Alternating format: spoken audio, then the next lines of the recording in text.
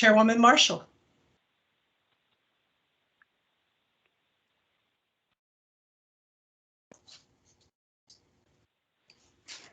Thank you, Janice. This is Lynn Marshall, the chair of the Open Meetings Compliance Board. Jacob, are you on the call? Yes, how are you? I'm good. How are you? Good, good, thank you. Good. And Nancy, are you on? Yes, I'm on and ready. Okay, thank you. So all three members of our board are on the call, so we do have a quorum and can get started and call the meeting to order. The first, I would like to say preliminarily, as I said last week when we met regarding another legislative bill, we will not be able to take comments from the public on the call today. We would ask that any comments from the public comments be directed to the legislative committee, the appropriate members of the legislature. But we do welcome everyone who is listening to our public meeting today. So the first item on our agenda that was posted on February 2nd that I'm looking at is the adoption of the minutes from our board meeting from January 28th. And Jacob, have you been able to review your copy of the draft minutes? Yes, I have, and it looks fine to me. Okay, no suggested additions or corrections, anything like that? No. Okay. And Nancy, this is Lynn again. Nancy, have you been able to review it, and did you have any comments on it? This is Nancy. I have been able to review the minutes, and I have no comments or suggested changes. So I move that we adopt those minutes. And Jacob, do you second that? I do. Okay, and this is Lynn. I'm in favor. I think we're all in favor of adopting the minutes as drafted. Is that correct? Correct. Correct. Okay. Okay, thank you. So that takes care of that agenda item. And thank you, Janice, for drafting those minutes. Very thorough. Yes, thank you, Janice. So this is Lynn again. The next item on our draft agenda is our discussion, to continue our discussion actually from January 28th, discussion of what we want to do about House Bill 920, which we had just received, I think, that morning of our last public meeting. And we discussed it a little bit that day. I personally had not really been able to look at it thoroughly, and I know Nancy had, and Jacob had to a degree and had some comments, but we had decided to defer our discussion and continue it today on that particular bill. And I will say, if the sponsor of the bill is on the call, we will take any comments the sponsor wants to make. Is the sponsor of this House Bill 920 on the call? Okay. Okay, hearing nothing on that, we can get started on that discussion. And if I could start us off, this is Lynn again.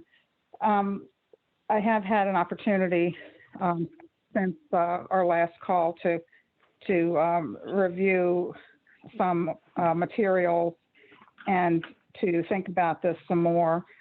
And I thank Thomas and Alan from the Attorney General's office for providing us with an outline of some of our prior decisions.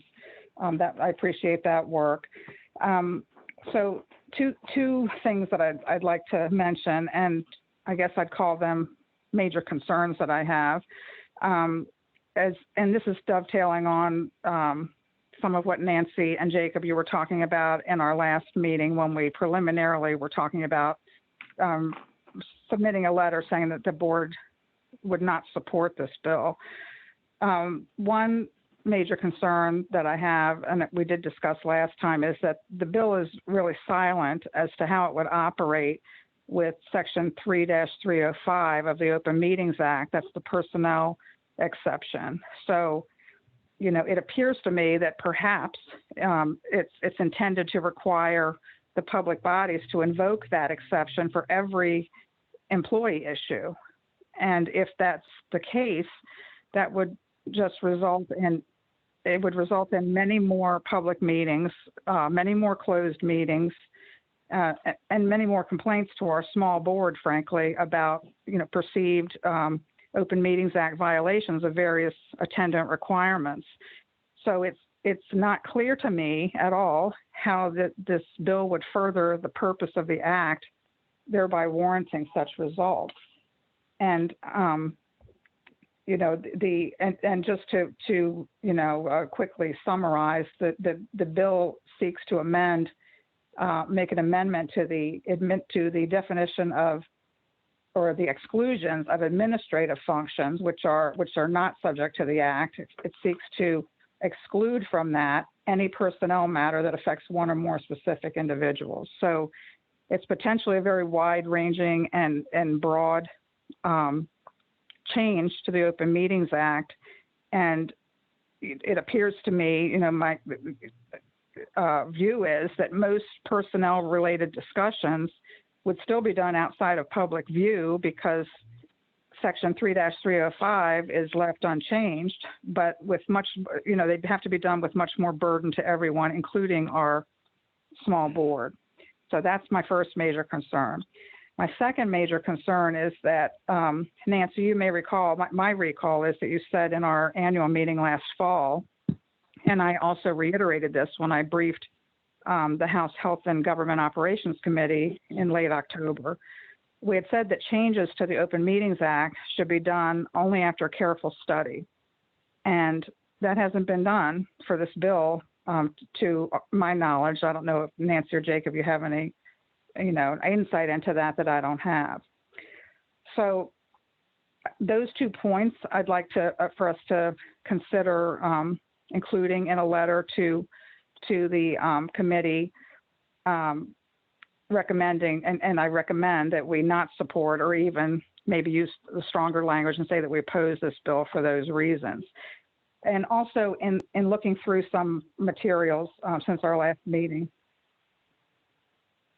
and looking through some materials, and I don't necessarily think that this needs to go in the letter, but I, wanted to bring this up in case you all think it's relevant. But it appears to me that this bill might be a somewhat knee-jerk reaction to our opinion that we issued on January 27th about the Montgomery County, a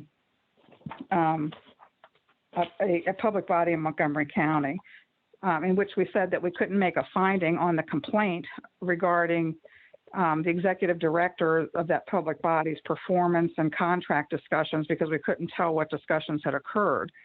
But it seems to me that that's not a reason to do such a broadly applicable amendment to the act that would affect so many other public bodies. It seems to me that the public bodies just need to segregate discussions, and most do segregate them, discussions that fall under a closed meeting exception with those attendant requirements from those that fall within the administrative exclusion. So those are my thoughts in thinking this over since our last meeting. Nancy, what are your thoughts additional to what we discussed last time? Thanks, Lynn. For the record, this is Nancy Duden. I totally agree with everything that you have just said. And I'm going to go in reverse order. First, any legislation, in my experience, and I've had a long career in the government, any legislation that is drafted quickly as a knee-jerk reaction to something that upsets somebody is not usually beneficial to the general public. And I agree with you that I believe that no study has been done about whether or not this change has been called for by anything other than that knee-jerk reaction. So, and then finally, you are absolutely correct that what this change in House Bill 920 would do is it says there's no longer an exemption from the Act for any personnel action at all. So for every single personnel action, you would have to call an open meeting. You would have to vote to have a closed session if you think that there is a reason for a closed session under 3305, and put that on the record. And that's a lot. And I thank Thomas and Alan for the very helpful outline of our previous decisions. And one, I'm going to point to things that before House Bill 920 would be, in our opinion, not subject to the Act, are personnel performance evaluations. And I would just say, as an example, especially in a large county where you might have anywhere from 4,000 to 8,000 employees who need performance evaluations. Every time you're going to discuss a performance evaluation, my understanding of House Bill 920 as written, as proposed, is you would have to call an open meeting and then claim an exclusion to discuss that personnel evaluation. And that's an incredible burden. And I acknowledge that we normally don't comment on the burden to agencies, but there's nothing that I've seen that shows that there's been a study that type of oversight would be required, and the burden would, first of all, be on each individual agency, but that then places a burden on the board as well, because every time something goes wrong, if you didn't close the meeting the right way, if somebody doesn't agree that you had an exclusion to close it, a complaint can be filed. And that, it's just not helpful. And I don't think it's solving the problem that the drafters think that they're solving. And I am opposed to the bill. Thanks. Yeah, Thank you, Nancy. Jacob here. Yeah, thanks, Lynn and Nancy. I think you guys both did a great job of, giving the rundown on what the potential issues with this bill is. And I second both of your comments. I would add or maybe elaborate that, first off, the fact that we're not particularly clear on the purpose and how this would apply in practice just, goes to show that there needs to be further elaboration on it. That said, we have during this call discussed the possibilities of how this would apply in practice, particularly every personnel matter now being subject to the Act and requiring the steps that a closed meeting would require. And I personally don't see, apart from adding, ironically, an administrative burden, what this would really add as far as the purpose of the Act itself. So I'm in full agreement with both of your comments. Thank you, Jacob. And this is Lynn. I am in 100% agreement with everything you both have just said. So it sounds like we're all in agreement that we need to do the letter. Is it appropriate, do you two think, to say that we oppose this bill? Is that too strong? Do we normally, Nancy, if you know, only say that we do not support, or does that matter? It is strong wording, but I, for one, am in favor. And again, I'm sorry, this is Nancy for the record. I am in favor of actually opposing it because I don't want to hold back our concerns that this is quite overburdensome, not just on the public agencies, but on us as a volunteer board, if suddenly thousands and thousands and thousands of personnel decisions are going to be subject to the Act. This is Lynn. I agree. Jacob, your thoughts? I agree. I think the issues are strong enough to object to this. Okay. So this is Lynn. Janice, as far as it sounds like we're all in agreement on the input that we want to give in the letter. As far as instructions, how should we do that, Janice? Since we're recording this, do you have enough from the comments that we've made to draft something for all of us to look at? Lynn, this is Janice. I think Thomas Yes. is on the call and he's going to take the first step to draft the letter. Thomas, if you want to respond to Lynn to make sure that we get the language correct, I think that would be helpful. Hi, yeah, this is Thomas. I'm on the call. I'm not sure whether Alan is on as well, but I'm happy to take a first. I will draft a letter that incorporates what the board has expressed. And again, just to clarify, it seems like there are two primary issues. The first issue being the burden that House Bill 920 would impose both on public bodies and on the board without any clear sort of counterbalancing benefit. And second, that changes to the act should only be done after careful study, and there has been no study here. So if that sounds correct, that's what I'll incorporate into the draft letter. Yes, this is Lynn, Thomas. Hi, that sounds correct. I would also like to specifically discuss, include what we've said about Section 335 and that it appears to us that the bill would bring a lot more meetings into the realm of the act and have to be closed and with under 305 to discuss personnel matters, and then with those attendant responsibilities and burdens. This is Thomas. Yes, understood. We will include that in the draft. Okay. And this is Alan. I am on the call and got all that as well. Okay, great. Hi, Alan. Hey. Nancy, does that sound fine to you? Yes, thank you. And Jacob? Yes, thank you. Okay, then, go ahead.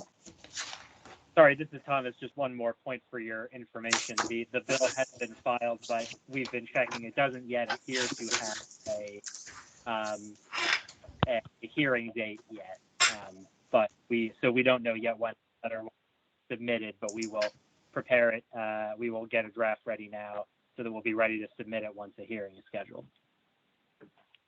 Okay, this is Lynn. That sounds good. And so my understanding then, Alan and Thomas, is that at this point, since we've put on the record in our open meeting here what is going to be included in the letter, that you guys can draft it consistent with what the instructions we've given and what we've said here, and then the three of us can review that and okay that, and then it can be sent. Is that correct? That's right. Thomas? Okay. Yeah, this is Thomas. Okay, that sounds great. Nancy or Jacob, did you have any other comments or concerns about that? No, it sounds like a good game plan to me. Okay, so we'll Jacob just keep here. watching our... No, I don't. Okay, sorry, Jacob. Excuse me. This is Lynn. So that sounds good. And so we'll just keep watching our emails, I guess, for your draft. Is that right, Thomas? Yep, this is Thomas. That's right. We will send you the draft once it's ready. Okay. So that's all that I think we had on the agenda for today. Nancy, did you have any other comments or concerns about this agenda, this topic? No, this is Nancy. That's everything for me. I have no further business. Thank you. And Jacob? I have nothing to add. Thank you. Okay. And Janice, Alan, and Thomas? Anything else, anything procedurally? No, I think if you adjourn the meeting, we'll be good. And just to reiterate, when we circulate the draft, it will be individually and there will be no further deliberation. Understood. Okay. All right. Thank you all. And hearing nothing else, then we're adjourned for today. Thank you so much. Everyone have a good evening. You as well. Thank you. Thank you. Thank you. Take care. Thank you.